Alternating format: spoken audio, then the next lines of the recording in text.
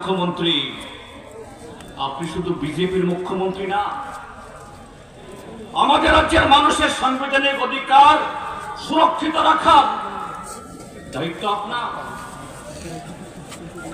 আজকে যেভাবে এই জনসভার আশার মানুষ যেভাবে আক্রান্ত হলো, খুমলমে রক্তাক্ত হলো, যেভাবে আপনার প্রশাসন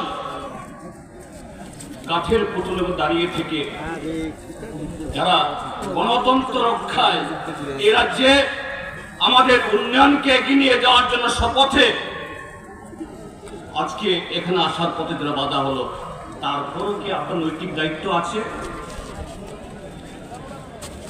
আপনার সিংহাসনে বসে থাকার, মুখ্যমন্ত্রীর পদে বসে থাকার আপনার নৈতিক অধিকার আছে? আর এক মুহূর্ত আপনারা এই সে পদে থাকার আপনার অধিকার